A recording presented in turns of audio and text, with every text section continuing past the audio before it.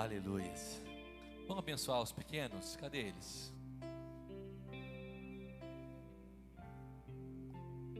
O Levi está indignado. Ele trouxe a viola e não tocou, né, Levi? Não participou do louvor. Ele trouxe o violão para tocar, e Dani não deram oportunidade para ele. Vai ter o show de talento, né? Vai ter o show de talentos e o Levi vai tocar. É isso aí. Dupla com o tio Dani. Amém? Vem, Valentina, tá bem? Tá brava. Amém. Pai, nós queremos te agradecer por cada um desses pequeninos, Pai. Esses hoje, poucos, eles representam, Senhor, tantas crianças que passaram, Senhor, durante esse ano 2023 por esse ministério. Eu creio, Senhor, que 2024 serão o dobro, serão muito mais do que o dobro. O Senhor vai honrar, Senhor Deus, cada oração desses pequeninos. Eles mesmos têm orado, Senhor, pela multiplicação, Deus, das crianças nessa casa. E eu creio que vai acontecer. Eu creio, Senhor Deus, que crianças vão sair desse lugar, Senhor Deus, para conquistar o mundo para o Senhor. Em nome de Jesus, Pai, eu abençoo, Senhor, a professora dessa noite, que ela possa transmitir, Deus, a verdade, o conhecimento do céu para as crianças, em nome de Jesus. Amém? Amém. Glória a Deus. Aleluia. Obrigado, gente. Obrigado, meninos do louvor, meninas do louvor. Gostoso, mais um culto. E esse especial, né, gente? Terminar aí na presença do Senhor. Quantas coisas aconteceram. E esses dias na casa do Rafa até fizemos um comentário e o Rafa me fez pensar em algo. E é verdade. E eu falava para ele, nossa, como esse ano passou rápido. E na verdade é uma fala pronta, né? Porque nós repetimos isso muitas vezes, né? Parece que no final do ano nós temos essa fala meio pronta, né? Como passou rápido. E o Rafa me corrigiu e disse, pastor, eu não tenho essa percepção de passou rápido. Ele disse, para mim não passou rápido não. Foi tantas coisas que aconteceram. E aquilo me fez refletir, porque é verdade. Muitas vezes nós temos falas prontas, né? Nossa, como esse ano passou rápido. E o Rafa parou e fez refletir. Falou, não, pastor, foi muita coisa que a gente fez. Quantas coisas aconteceram nesse último ano. E é verdade. E eu comecei a me questionar. Por que nós temos a percepção de ser rápido? Ou queremos muitas vezes dizer que o ano foi rápido. Como que um ano passa rápido? Ou nós queremos que ele passe rápido?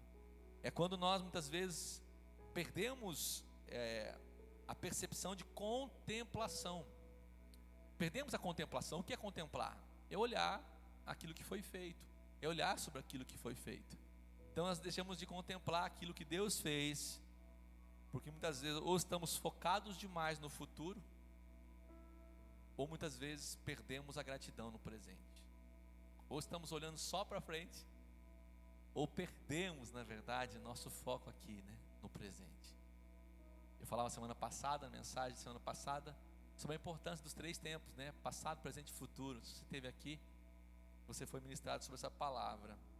E eu quero terminar o ano deixando a palavra para o teu coração, algo que o Senhor falou comigo, tem falado comigo durante esses dias, que tem a ver com esse assunto que eu puxei aqui da contemplação, o ano que passa rápido, a percepção, né, que a gente tem que passou rápido ou não. Mas antes de ir para a palavra, eu quero deixar um recadinho para você. O ano está terminando e tem muitas coisas para celebrarmos. Como o Rafa me lembrou, muitas coisas foram feitas. No final de 2022 para 2023, eu fiz um desafio aí à igreja, e muitas pessoas entraram nesse desafio, que era a leitura da Bíblia em um ano. Quem leu a Bíblia em um ano? Olha lá, ó. Quem conseguiu terminar? Tá, mas quem está em dia aí conseguiu? Tá, vai terminar. Que alegria, gente. Honrado por vocês. Que alegria. Salve de palmas para esses guerreiros e guerreiras. Eu desafiei e não terminei ainda, né, gente? Essa vez não, né? Já li outras vezes. Mas a correria, se a gente perder o fio da meada, perder ali uns dias, é difícil você retomar, porque a leitura é pouca, não é absurdo, mas ela é constante. Tem que ler pelo menos 3 a 4 capítulos por dia para você conseguir ler a Bíblia toda em um ano. Nós tínhamos um cronograma, lembra de um plano de leitura que eu fornecia a vocês, que era o plano de leitura cronológico. Foi esse que nós fizemos agora em 2023. Eu continuo lendo o meu cronologicamente, não terminei também, mas eu louvo a Deus por esses que abraçaram aí a causa e terminaram, vão terminar, né, amanhã. Mas eu quero desafiar você você que não fez, ou de repente desanimou no caminho, a começar um outro plano de leitura. Então, eu imprimi alguns, então nós temos aqui um outro plano de leitura. Por que, pastor? Tem que ler a Bíblia toda? Não, você tem que ler a Bíblia, né? Nós estamos aqui encorajando você a ler a Bíblia toda, porque é um baita exercício. É o livro mais importante de todo mundo, sem sombra de dúvida. É o livro mais relevante da história. Não existe outro livro mais importante para você ler do que este. Há muitas literaturas boas para você se alimentar, para você adquirir, porém a Bíblia, ela se destaca de todas, né? Todas elas. E eu quero encorajar você. Eu peguei um plano de leitura muito bacana, né? Tem aqui inclusive um versículo para nós pensarmos, né? Refletirmos. Romanos 12, 2 diz assim: não vos conformeis com este mundo, com este século, mas transformai-vos pela renovação de vossas mentes, para que experimenteis qual seja a boa, agradável e perfeita vontade de Deus. Isso está no seu plano de leitura, e esse versículo é para encorajar você a mudar a sua mente, a sua forma de pensar, a provocar o que Paulo escreve aqui, que é uma metanoia. E só é possível através das Escrituras. Só é possível com você lavando a sua mente com as Escrituras, com a palavra de Deus. E esse plano de leitura é um pouco diferente. Ele não é cronológico, mas ele é um plano misto. Você vai ler porções da Bíblia. Você não vai ler ela de forma cronológica, como foi lido do ano passado. Se você pegar a sua Bíblia, ela não está, só para explicar o que é cronológico, tá? A Bíblia convencional, ela não é colocada, ela não está disposta de forma cronológica. Eu ofereci no último plano de leitura a leitura cronológica, porque ela está colocada dessa forma aqui, ela está disposta assim, de forma didática, ok? Então nós temos Gênesis, todo o Pentateuco, né? Gênesis, ali, Êxodo, Levítico. Então os livros estão colocados de forma para facilitar a sua vida e estudo, tá? Cronológica é diferente. Você vai ver que alguns livros estão em ordens diferentes, mas esse ano não vai ser assim, nem como está aqui no tradicional, nem cronológico como foi ano passado, ou esse ano, né? Tá, não acabou ainda, mas vai ser de forma mista. Então você vai começar a ler no dia 1º ali a porção de Lucas, então você vai começar com o Novo Testamento. Então não tem uma ordem certa, mas ela é a fim de que você compreenda as verdades, ou principalmente a espinha dorsal do Evangelho, você possa compreender através dessas escrituras, tá bom? Dessa leitura. Então começa aqui de uma forma muito gostosa, você vai se animando aí, vai lendo porções do Novo, do Velho misturado. Então você não vai ler só do Velho Testamento para o Novo, você vai ler os dois juntos. Isso que é a forma mista que a gente fala, tá bom? Então, e é bem bacana que ano passado estava tudo junto, e esse ano você, para ter a fim de você facilitar a tua vida também aí, você pode acompanhar mês a mês. Então você fala, puxa vida, né? Janeiro eu consegui ir bem, fevereiro eu falei alguns, eu vou dar um jeito de dar conta aqui. Então, como por mês fica mais fácil, tá? Então, se você tem interesse, pastor, é obrigado a ler a Bíblia nessa igreja? Não, querido, eu vou ficar muito feliz se você conseguir ler a Bíblia todo dia, para que você possa se alimentar, você ter menos problema na vida. Mas se você deseja, eu imprimi alguns exemplares disso aqui. A princípio deve ter uns 20 ali, mas posso imprimir mais se você desejar. Então todos estão desafiados aí a fazer a leitura, o plano de leitura anual, beleza? Então se você deseja, vai estar ali atrás, vai ter as folhas impressas, aí você leva para casa. Olha que capricho, eu imprimi na folha já, gramatura 180, para durar mesmo, porque as pessoas falam, pastor, a minha folhinha está só bagaço, né? Alguns irmãos até postaram lá, Senhor, graças a Deus venci ela, mas está acabada. Então essa vai ser mais difícil você terminar com ela Tá bom? Então fica aí meu recadinho para você, meu encorajamento a vocês para lerem a Bíblia toda num ano, beleza? E eu louvo mais uma vez a Deus pela vida daqueles que conseguiram terminar. Glória a Deus pela sua vida. Pastor, já li uma vez, não precisa ler de novo? Leia de novo, leia de forma diferente, você vai ver que gostoso que é quando você começa a reler. Eu li agora cronológico, agora eu vou ler diferente. Então vai lendo, são formas que você vai assimilando a palavra, vai decorando, vai ficando mais fácil para você assimilar as verdades das Escrituras. Amém? Então, sem mais delongas, vamos para o texto.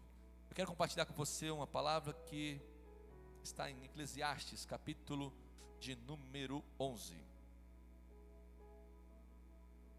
Eclesiastes, capítulo 11.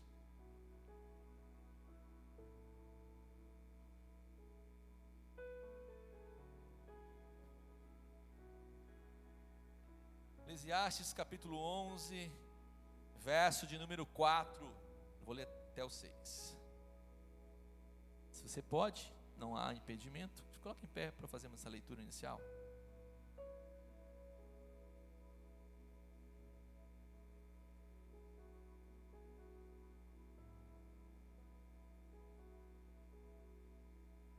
Amém? Encontrou? Todos encontraram? Que bom. Estão bom de Bíblia, já vendo? Valeu a pena. Eclesiastes capítulo 11, verso de número 4. Diz assim: quem fica observando o vento não plantará, e quem fica olhando para as nuvens não colherá. Verso 5: assim como você não conhece o caminho do vento, nem como o corpo é formado no ventre de uma mulher, também não pode compreender as obras de Deus, o Criador de todas as coisas. Verso 6: plante de manhã a sua semente, e mesmo ao entardecer, não deixe as suas mãos ficarem à toa, pois você não sabe o que acontecerá, e se esta ou aquela produzirá, ou se as duas serão igualmente boas. Tome seu assento. Pai, eu quero colocar diante do Senhor a minha vida, mais uma vez, a vida do teu povo, porque aqui está o alimento, Pai. Eu quero ser como aquele menino que, quando requisitado pelo Senhor ali, Senhor, na multiplicação de pães, ele se colocou dizendo: eu só tenho 5 pães e 2 peixes, mas nas suas mãos, esses 5 pães e 2 peixes, eles se multiplicaram, eles se tornaram, Senhor Deus, um milagre. E eu oro para que esses 5 pães e 2 peixes, que o Senhor colocou no meu coração, a tua palavra, ela possa se multiplicar em nosso coração, em nosso entendimento, e possamos sair daqui alinhados, ó Pai, para viver um 2024 extraordinário, em nome de Jesus. Amém? Amém. Uma colheita extraordinária. Esse é o tema da palavra que eu quero trazer a vocês, compartilhar com vocês. Mas a minha pergunta, já começo com perguntas. Eu quero perguntar a você: você sabe por que você faz o que você faz? Por que nós fazemos o que estamos fazendo? Ou seja, por que você,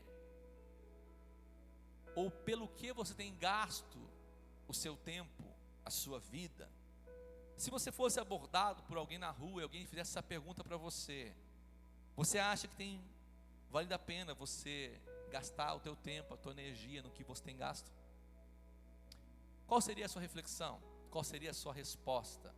Será que a sua vida tem sido de fato relevante? Será que essas perguntas, elas estão permeando a sua mente? Se não estão, eu quero fazer você pensar.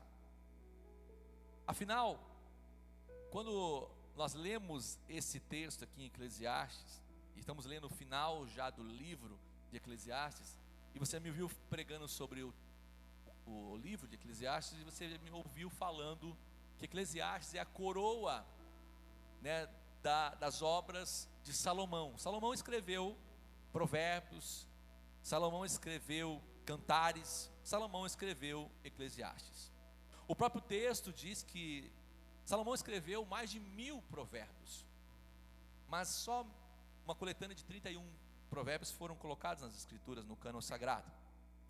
Mas o fato é que nenhum texto, nenhum livro ou nenhum escrito de Salomão foi tão relevante ou tão maduro quanto o livro de Eclesiastes. Por quê? Quando Salomão escreve Provérbios, ele está na sua juventude ainda. Quando ele escreve Cantares, também está ainda na sua juventude. Mas quando ele escreve Eclesiastes, ele está já na sua maturidade. Ele já está mais reflexivo. Então ele é em Eclesiastes que ele diz: tudo é vaidade. Ele já faz uma reflexão da vida. Ele diz: tudo é vaidade. É em Eclesiastes que ele diz também no capítulo 12: lembre-se do seu Criador nos dias da sua juventude, antes que venham os dias difíceis. Lembre-se.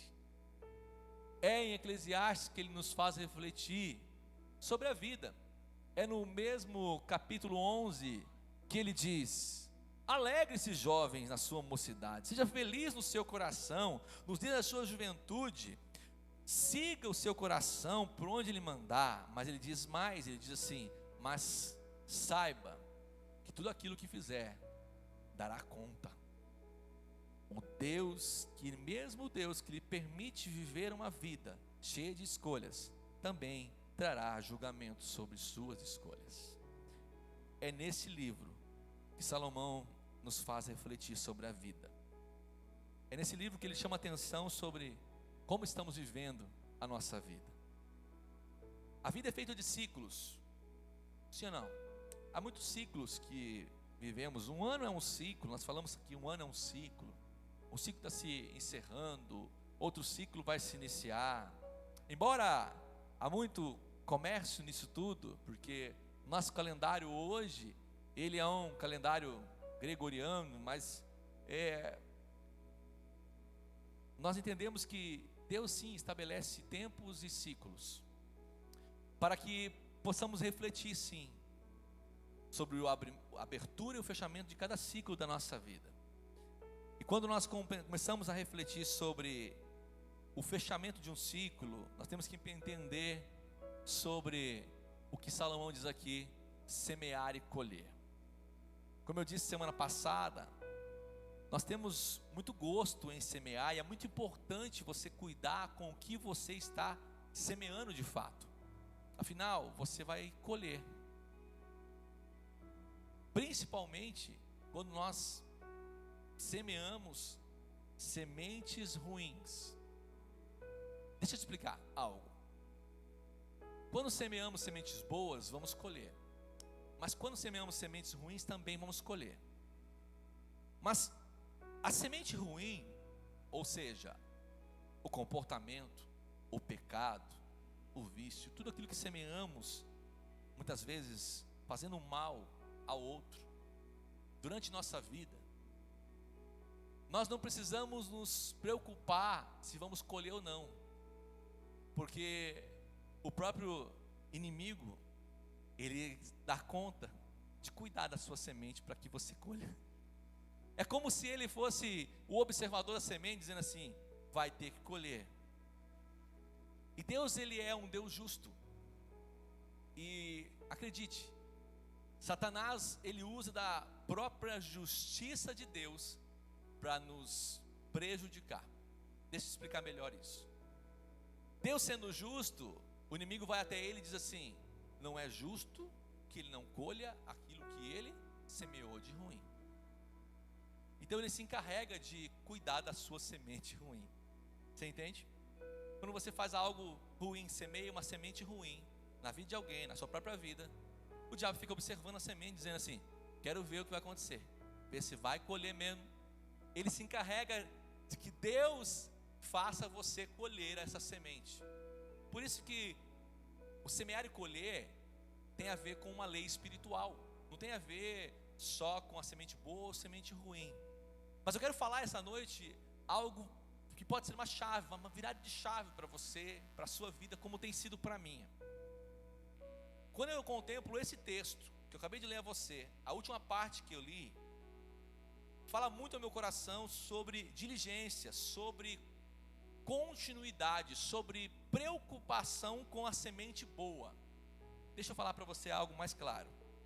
Diz assim no verso 6: plante de manhã a sua semente, e mesmo ao entardecer, não deixe sua mão ficar à toa, pois você não sabe o que acontecerá, se esta ou aquela produzirá, ou se as duas serão igualmente boas. A nossa dificuldade, nós como indivíduos, como seres humanos, não é em começar nada.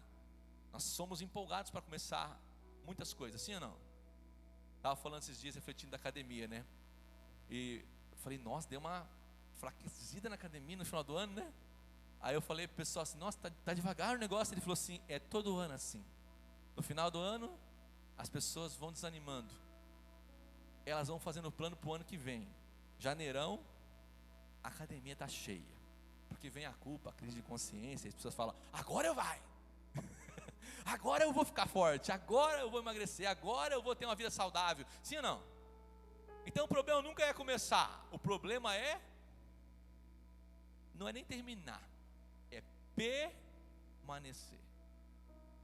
O maior desafio da nossa vida não é nem terminar, é permanecer. Porque quem permanece, o quê? Termina. Quem permanece, termina. Então eu quero que você reflita, a palavra essa noite é sobre isso. É sobre aquilo que você começou e muitas vezes, por muitos motivos, começou de bom. Estou falando sobre sementes boas, tá? Porque não preciso falar de semente ruim, porque o diabo se encarrega em cuidar que você colha. Acabei de dizer isso para você. O diabo vai cuidar para que você colha tudo que ruim você plantou. E eu também. Agora a semente boa precisa também de vigilância. A semente boa também precisa de vigilância. Ou seja, um hábito bom precisa de vigilância. Um comportamento bom precisa de vigilância. Por quê? Porque quando você começa, se desafia, como você fala, Senhor, em nome de Jesus, eu vou ter uma vida diferente, eu vou começar a fazer uma devocional todo dia, eu vou começar a mudar a minha vida, eu vou começar a ser mais diligente, mais aplicado, eu vou começar a dar um rumo diferente para a minha vida com Deus, ou até mesmo no trabalho, eu vou ser alguém relevante, eu vou ser alguém mais aplicado, eu vou ser alguém mais disciplinado, eu vou ser alguém que vai levar o amor de Jesus para onde eu for. Quando você se coloca, ou começa a fazer coisas desse tipo, e aqui abre um leque de muitas oportunidades. Quando você começa a semear uma semente boa dessa, acredite, no mundo espiritual tem duas torcidas. Tem o céu dizendo assim, agora vai, e tem o inferno dizendo assim, isso é fogo de palha, já vi isso acontecer, mas daqui a pouquinho ele desanima. Existe duas torcidas. E o inferno faz de tudo para que você desanime. O inferno vai fazer de tudo para que você comece, porque começar nunca foi o problema. Judas começou, mas não terminou. Muitos homens na Bíblia começaram. Saul começou, mas não terminou. Muitos homens na Bíblia começaram muitas coisas, mas acredite, nem todos terminaram. Então a questão aqui não é nem só terminar, a minha palavra é sobre constância, sobre você permanecer. É sobre você permanecer, é sobre você continuar com a mão. Aqui diz o texto, de manhã e à tarde, fala sobre um tempo. Não deixe a sua mão ficar à toa, ou seja, não pare de fazer, não pare de avançar. Quando a mão, as escrituras quando falam de mão, está falando de obras, querido. Existem coisas que só Deus pode fazer por sua semente. Sim ou não? Exemplo, vou fazer um paralelo aqui com a agricultura. Eu estava falando com a Aline aqui, que ela se criou nisso, vindo o pai dela plantado. Eu falei, Aline, é bem isso mesmo, né?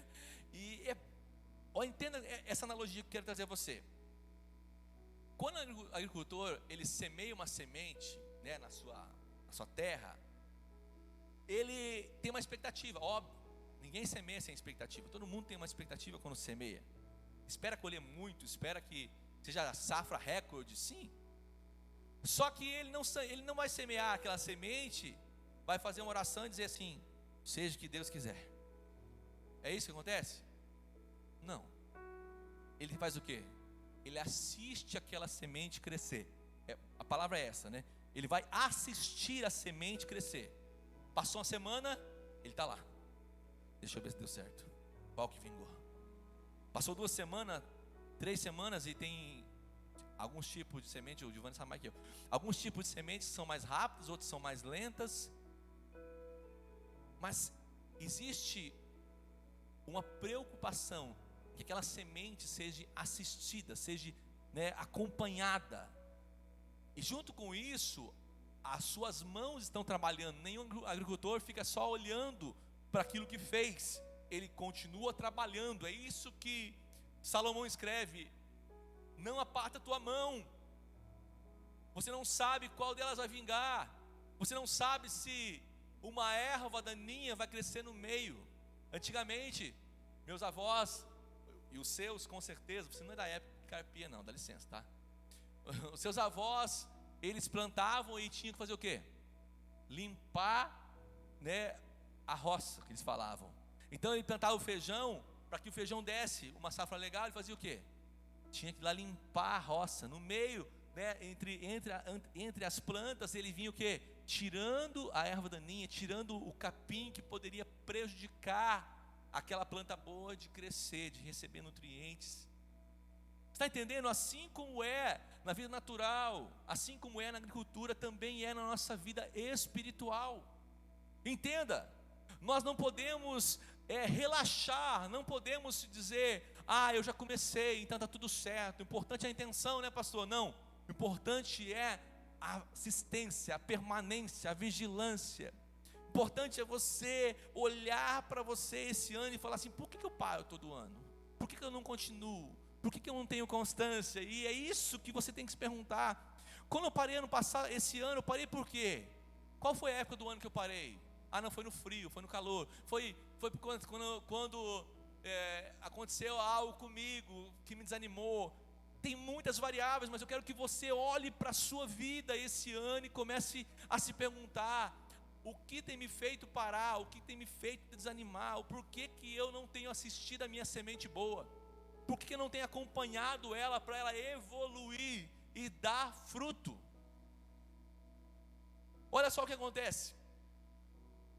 Jesus, ele nos ensina algo poderoso dentro de um princípio de semear e colher. Todas as vezes que Jesus está falando sobre vida espiritual, Jesus usava sempre uma alegoria de semear e colher. Ele também usava outras, mas essa era muito comum Jesus usar. Quando ele fala, por exemplo, ali em Lucas, sobre a parábola do joio e do trigo, ele conta essa parábola ali em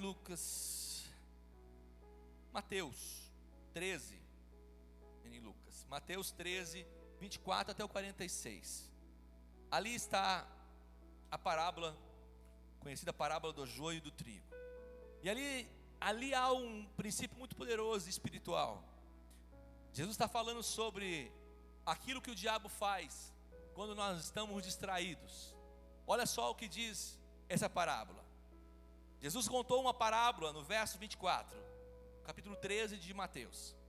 Jesus contou outra parábola dizendo: o reino dos céus é como um homem que semeou boa semente em seu campo.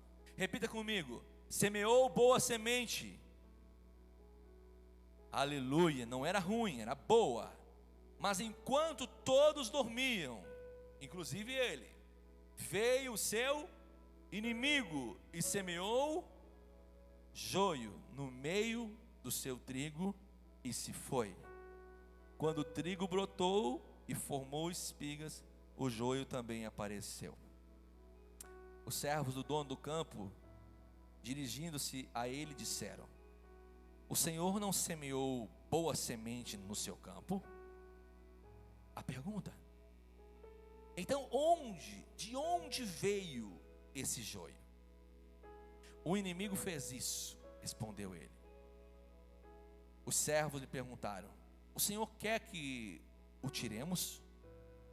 Ele respondeu: não, porque ao tirar o joio, vocês poderão arrancar com ele o trigo. Deixa que cresçam juntos até a colheita. Então direi aos encarregados da colheita: junte primeiro o joio, amarre os feixes e deixe queimar. Depois junte o trigo e guardem no meu celeiro. Quando Jesus fala sobre o joio e o trigo, está falando sobre dois tipos de pessoas e obras diferentes. É muito interessante que o joio, a planta, joio e o trigo são muito, muito parecidas, muito mesmo.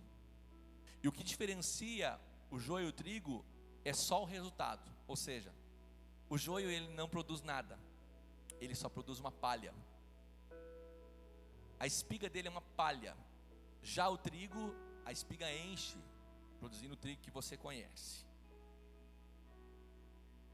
Jesus fala essa parábola para que você e eu percebamos muitas vezes que quando estamos distraídos, quando estamos adormecidos, quando não estamos atentos, lembra?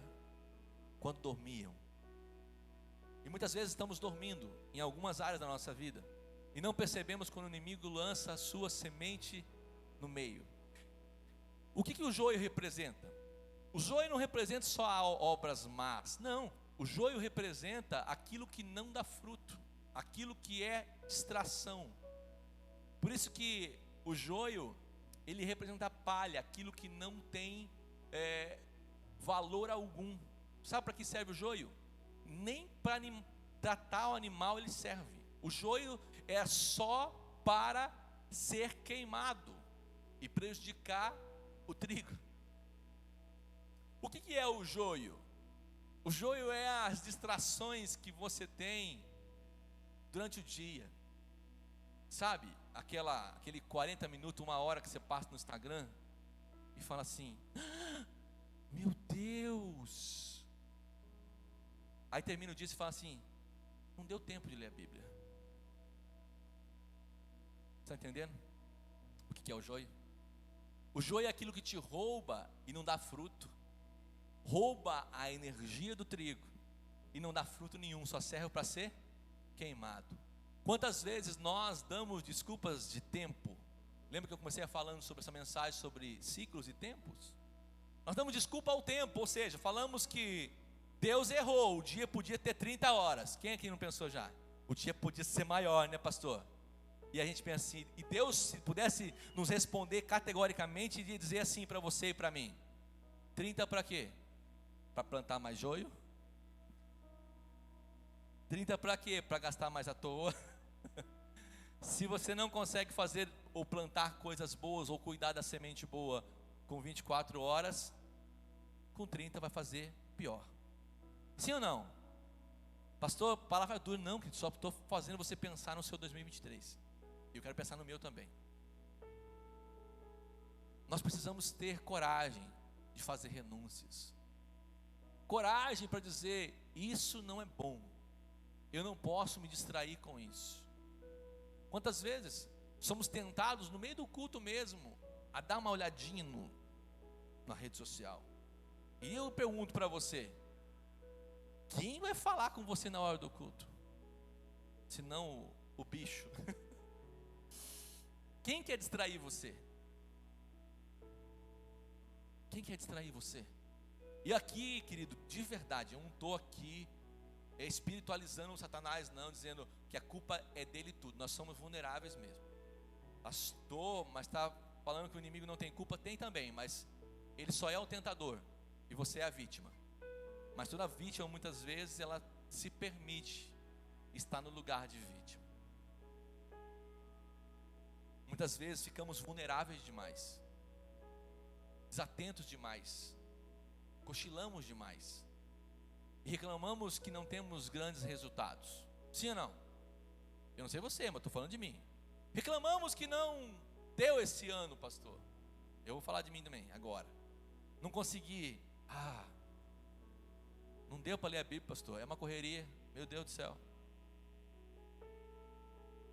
Acredite, nunca vai dar tempo. Nunca vai dar tempo. É você quem faz o tempo. É você quem faz o tempo. O tempo não é ele que domina você. É você que controla ele. É você que conduz o tempo da sua vida. É você que diz quanto tempo você vai gastar com cada coisa, sim ou não? É você que diz quanto tempo vai demorar para escovar o dente. É você que diz quanto tempo vai demorar para tomar um banho. É você quem diz quanto tempo. Não é Deus. Pare de pôr a culpa em Deus, que tem que ter 30 horas o dia. Não tem.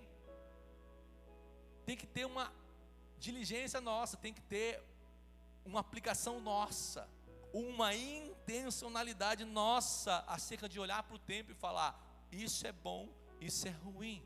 Eu tenho feito isso cada vez mais. Ainda tenho dificuldade, porque a minha dificuldade é foco. A minha esposa diz que eu tenho um pouco de TDAH. A minha dificuldade é foco. Quando eu vejo, já foi. Às vezes eu estou atendendo um cliente, estou ligando lá em casa esses dias. Estou atendendo um cliente, eu sou representante comercial, estou lá atendendo. Aí o cliente, tá, compra isso, compra aquilo. Aí chega o Divaldo com a Vanessa, começa a conversar. Se a conversa é boa, eu fico assim. Ao que eu vejo, já fui. Eu tenho que perguntar para o meu cliente: o que você falou mesmo? Tem mais gente assim? Distraído. Foco. Eu tenho que colocar 2 vigias, 3 vigias no meu foco. Meu Deus! Como às vezes eu me desfoco fácil. Mas eu percebo que não é só eu não. Há uma geração que perde o foco muito fácil. Essa geração perde o foco muito fácil. É uma geração de muitos estímulos. O celular gerou muitos estímulos. Eu não estou aqui demonizando o celular não. O problema não é o celular. O problema é a gente lidar com o que Deus permite que seja colocado no mundo. Não foi Satanás que inventou o celular não, gente. É coisa do inimigo. Não. Pare com isso. Isso é coisa de pensamento pequeno. Lá atrás, a pessoa chamava a televisão do caixa preta do Satanás. Pare com isso, pelo amor de Deus. Não é o problema, não é o que foi criado. Com a inteligência, com a criatividade que Deus deu aos homens. O problema é como nós fazemos e usamos aquilo. Como nós usamos aquilo. É como uma faca. Você pode olhar para a faca e falar: a faca é ruim. Imagine alguém então andando na rua e encontra uma faca. Essa faca pode ser um objeto para ferir, mas pode ser essa faca também um objeto para libertar alguém. Se você continuar com a faca na mão e encontrar alguém amarrado, você vai cortar as algemas, a corda de alguém que está amarrado. Mas se alguém for ingrato, tomar a faca pode te ferir. Mas se você continuar acreditando que a faca não foi só criada para o mal, e você continuar caminhando e você encontrar uma fruta, você vai poder cortar a fruta e comer. Ou seja, é as escolhas que determinam o propósito daquilo que foi criado. É as escolhas que eu faço. É as escolhas que eu faço. Pense nesse ano. Eu tenho pensado muito, refletido muito como foi esse ano. E estou tentando evitar tomar os mesmos erros, cometer os mesmos erros que eu cometi esse ano para o ano que vem. Está aí, gente. Está aí. O que vai ser do joio? E sabe o que é interessante? O Senhor da parábola contada por Jesus, ele diz assim: os servos dizem: quer que arranquemos? Ele diz não. Ou seja, deixa eu te falar algo sobre o joio aqui e essa aplicação do quer que arranquemos. Se você disser: não, então eu não vou ter contato com isso, e você é uma pessoa melhor, não vai te ajudar. Ele diz: deixa que cresça junto. Ou seja, você vai ter que aprender a vencer convivendo. Você vai ter que aprender a vencer convivendo com as tentações. Deus não vai tirar as tentações suas porque você tem pedido. As tentações vão continuar à sua volta, mas você tem que aprender a falar não. É fácil você dizer: venci as distrações da rede social, pastor, agora eu tenho mais tempo para Deus. O que você fez? Vendi o celular. E o dia que comprar outro celular? Vai ficar a vida inteira fazendo um voto então? Não. Não é assim. Eu super aconselho. E a pastora vai fazer, ela comentou comigo, vai fazer até um voto de um tempo, não falei nem para um tempo que vai fazer, mas sem rede social, sem Instagram, sem redes sociais. Mas é algo que ela vai fazer dela. Eu super aconselho, porque se aquilo tem te roubado, se aquilo tem te sido ladrão do seu tempo, é digno de ser observado. Mas não acredite que você vai, com um propósito, um período, um voto, vai agora ser melhor por conta disso. Não, o que vale é a sua aplicação. É você olhar para aquilo e falar: eu vou fazer isso, sim, para ensinar o meu coração que eu posso viver sem isso. Aí sim. Mas não faça acreditando que isso por si só vai alinhar as tuas prioridades. Não. é a intencionalidade que estou fazendo aquilo. É por isso que eu vou fazer, para ter mais tempo para Deus. É para mostrar que eu tenho tempo, é eu que não me organizo. Eu preciso que você entenda essa palavra de forma muito simples, porque ela pode determinar o teu futuro. Ela pode determinar como você vai terminar 2024. Não é o que você começa a fazer, é como você aplica-se a continuar.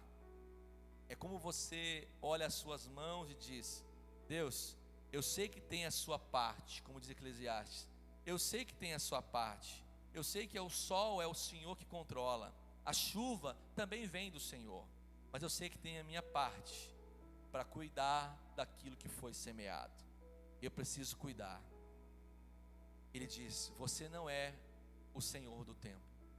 Você não pode dizer que vai dar certo simplesmente porque você começou ou semeou. Você precisa se aplicar a cuidar daquilo que você começou a fazer. Comece a olhar para si e se questionar: por que algumas coisas ainda estão paradas? Por que algumas coisas de novo foram interrompidas? Por que você não consegue vencer alguns ciclos? Eu tenho feito essa pergunta. Por que não conseguimos vencer e romper? Falta disciplina? Também. Mas o que falta para nós, além de disciplina, é prioridade. É entender o que é importante mesmo. Eu tenho falado a mim mesmo uma frase que tem tomado meu coração, baseada em Mateus capítulo 6, verso 33, que diz: buscar em primeiro lugar o reino de Deus e sua justiça, e as demais coisas vos serão acrescentadas. Quando eu penso no reino de Deus e na sua justiça, acredite, eu não estou falando de vir à igreja todo domingo. Eu estou falando sobre aquilo que realmente importa, tem valor para Deus. Será que nós perguntamos para Deus se aquilo que estamos fazendo tem valor para Ele? Tem valor para o reino dEle? É isso, é sobre isso. É você olhar para a tua vida e falar: isso que eu faço. E acredite, tem muitas coisas que muitas vezes você julga que não tem valor para o reino, e tem. Ficar com a família, cuidar dos seus, dar atenção, carinho, amor, isso tem a ver com o reino de Deus. Você compreende essas verdades? Buscar em primeiro lugar o reino de Deus e a sua justiça, e as demais coisas, as menos importantes, elas serão acrescentadas. Entenda, quando nós fazemos um julgamento sobre o que é importante e o que não é importante, você vai se decepcionar, porque muita coisa você vai julgar importante demais, e o caráter de importância tem muito a ver com o indivíduo, porque aquilo que é importante para mim, de repente não é importante para você. Consegue entender isso? Às vezes o que é importante para o Divaldo não vai ser tão importante para mim, porque somos indivíduos. Porém, algumas coisas não podem ser divergidas. Por exemplo, sobre o que é ser necessário. Então eu tenho mudado a minha fala, porque quando nós falamos sobre o caráter de importância, nós vamos fazer isso de forma, vamos elencar isso numa pirâmide de grau de importância. Mas quando nós fazemos uma outra análise, esses dias eu pensando nisso, eu comecei a refletir. Nós não podemos olhar para a nossa vida e determinar uma pirâmide de prioridades. É errado. O reino de Deus diz que não é assim. O reino de Deus fala sobre necessidade e prioridades. Ou seja, em vez de ser uma pirâmide, imaginou colocar as tuas prioridades e necessidades num quadrado? Ou seja, o quadrado determina, ou redondo, círculo, como você quiser. O centro disso tudo está o reino de Deus e sua justiça, Jesus, a vontade dEle. E tudo que está em sua volta são prioridades, são coisas importantes. São coisas importantes. Necessidade e prioridade. Jesus para mim não é uma prioridade, é uma necessidade. É como a pastora disse, é como beber água. Jesus para mim não é só uma prioridade, é uma necessidade. Tem muitas coisas que estão como prioridade na sua vida que não deveriam estar. E outras que são necessidades não estão nem lá. Você consegue entender a diferença? Sobre você olhar para a sua vida, o que é prioridade e o que é necessidade. Necessidade é ter paz. É uma necessidade para mim. Não é só uma prioridade, é necessidade. É ter o amor das minhas filhas. Isso fala sobre o reino de Deus e sua justiça. Trabalhar é prioridade.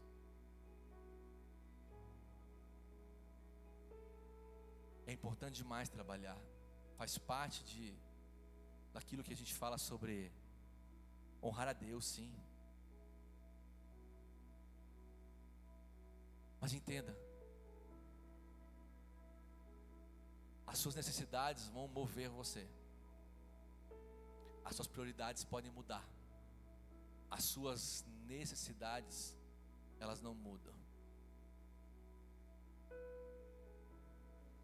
Eu quero fazer você olhar para dentro de si e enxergar essa noite o que de fato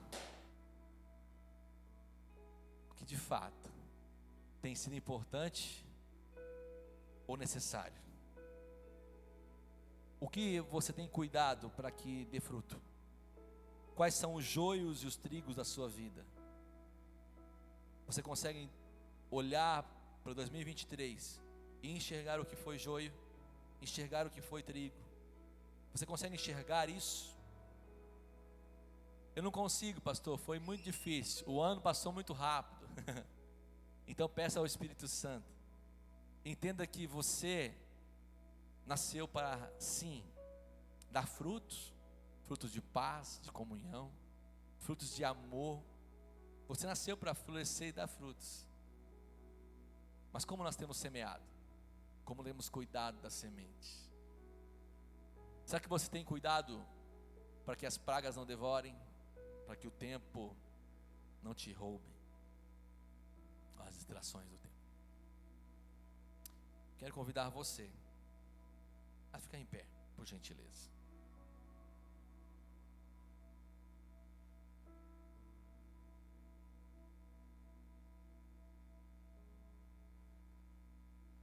Será que você consegue ser sincero com Deus e dizer a Ele: Senhor, eu quero terminar esse ano sendo sincero.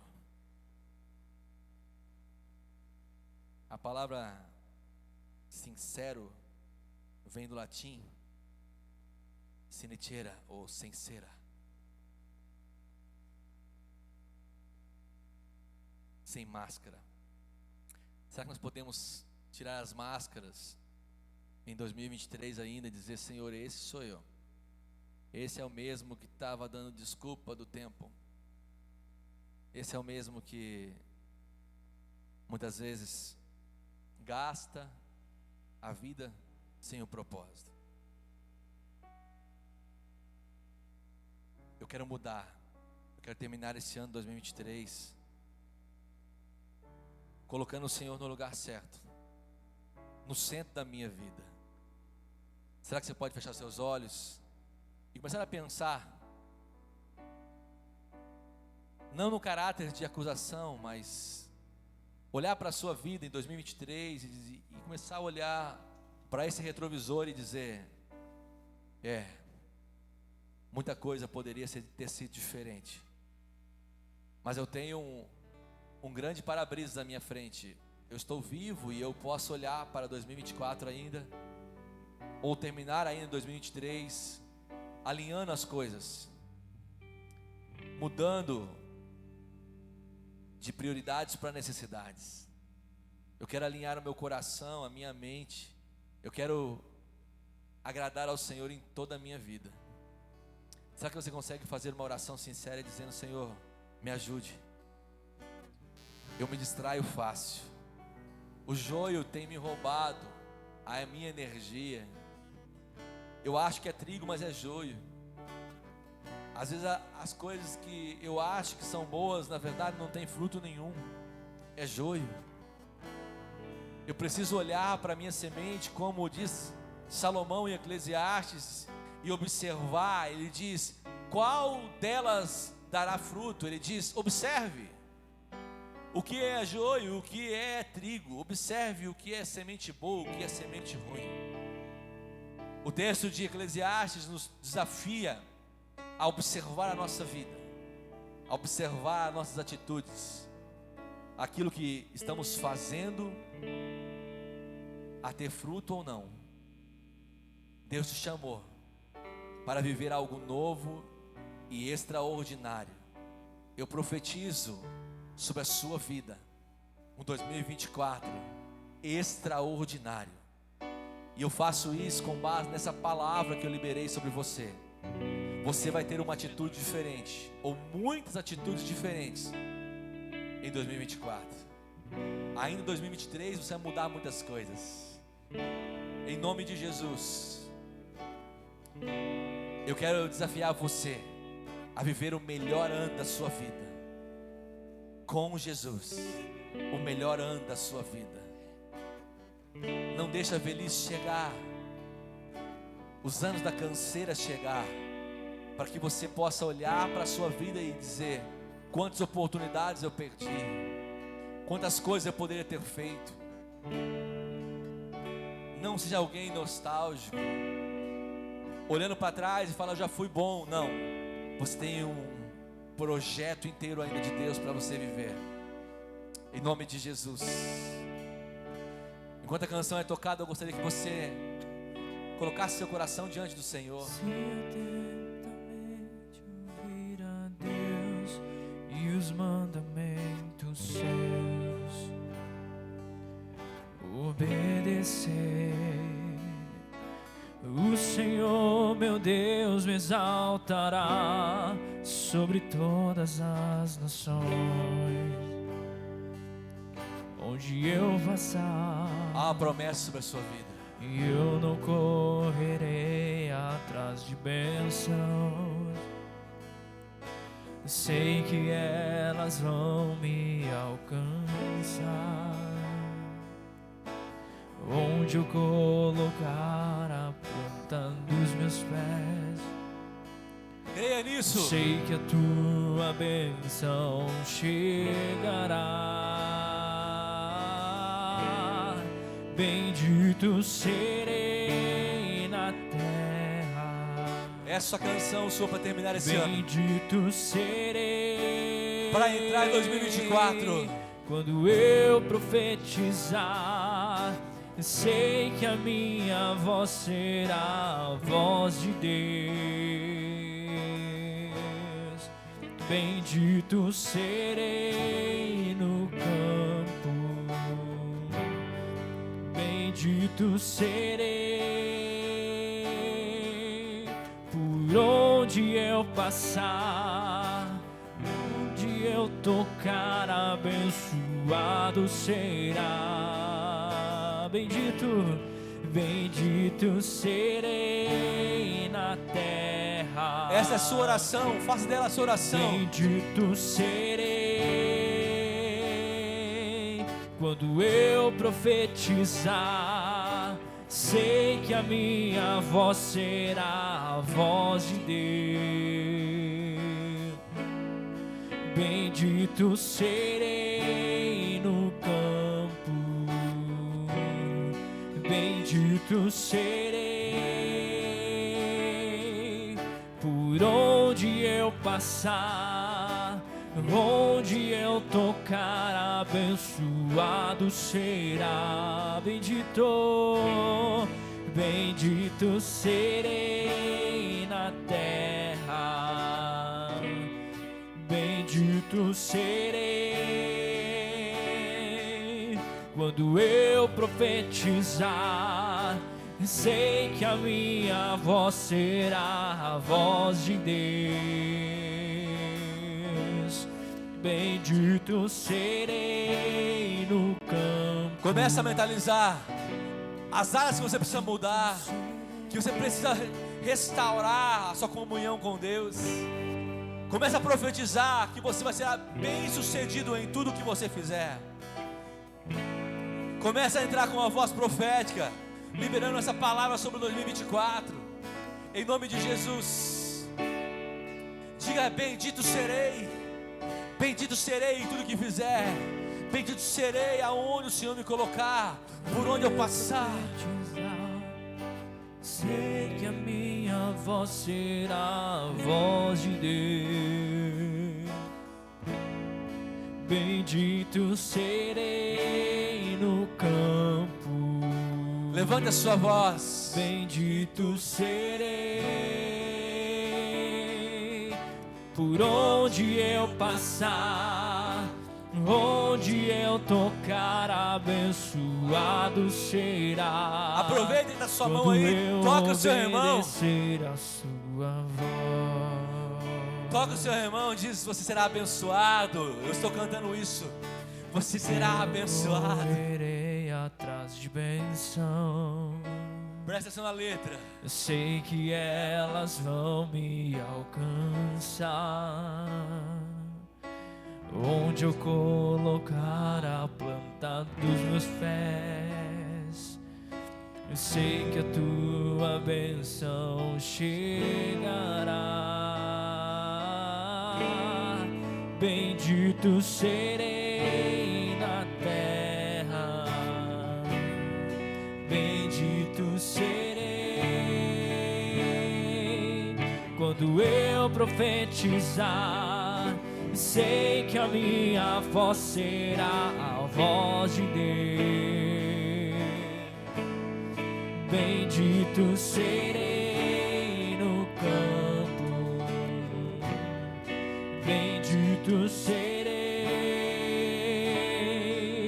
por onde eu passar, onde eu tocar, abençoado será. Quando eu obedecer a sua voz. Quando você obedecer a sua voz, quando você determinar o que Ele é necessário para a sua vida, Ele não é só uma prioridade, Ele é necessidade. Você não consegue, eu não consigo sobreviver sem Jesus.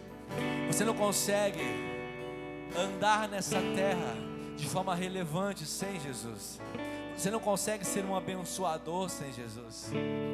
Entenda, bendito você será quando você ouvir a sua voz. Quando você ouvir a sua voz. E a voz de Jesus para você hoje diz: profetize, filho, profetize, minha filha. Você terá o melhor ano da sua história. Você terá o melhor ano da sua vida. Você será e viverá o ano extraordinário.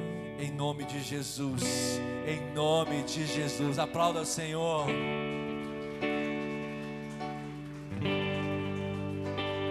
Aleluia, aplauda Ele. Está terminando o ano com recheio.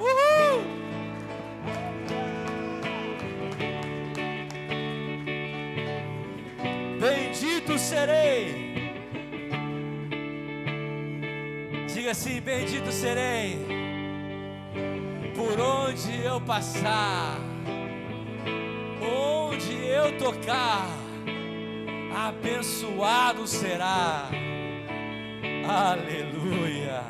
Pai, eu libero o seu povo debaixo dessa bênção, debaixo dessa palavra. Eu declaro, Senhor, 2024 será um ano extraordinário, uma colheita extraordinária. Porque hoje aprendemos, Pai, que não é só semear, é olhar e velar pela semente, para que elas cumpram o seu propósito e possamos ser boca do Senhor nessa terra, mãos do Senhor nessa terra, em nome de Jesus. Que a graça do nosso Senhor e Salvador Jesus Cristo, o amor do Deus Pai, a comunhão do Espírito Santo nos persigam, em nome de Jesus. Eu te abençoe. Você que recebe essa bênção diz Amém. Aleluia. Vai para casa com o coração alegre. 2023 já terminando. Mais 24. Promete. Bendito serei quando eu profetizar. Sei que a minha voz será a voz de Deus. Bendito serei no campo. Bendito serei por onde eu passar. Sei que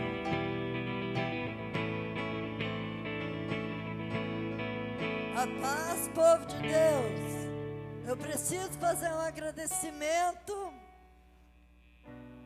para a honra e glória do Senhor. Teve uma senhora que veio aqui, não sei se o pastor vai lembrar dela, mas ela veio comigo. E ela veio pedir pelo filho dela, que ela estava aqui em Mato Grosso, e ele foi preso por um crime que ele não tinha cometido, né? Na verdade. E agora ela está aí, na sogra dela. Ela falou: agradece teu pastor pelas orações, que valeu a pena, que o meu filho está bem. Então eu estou agradecendo para a honra e glória do Senhor, porque Ele que é digno de toda a honra, de toda a glória e de todo louvor. Eu quero agradecer por eu ser vó esse ano, em nome de Jesus. Quero agradecer pela minha netinha, que ela seja uma bênção nas mãos do Senhor. Pela Valéria, que ela seja bendita. Que todas as crianças que estão por vir e os que já estão aqui, os jovens, adolescentes, sejam benditos onde eles forem. Em nome de Jesus, para a honra e glória do Senhor. Aleluia!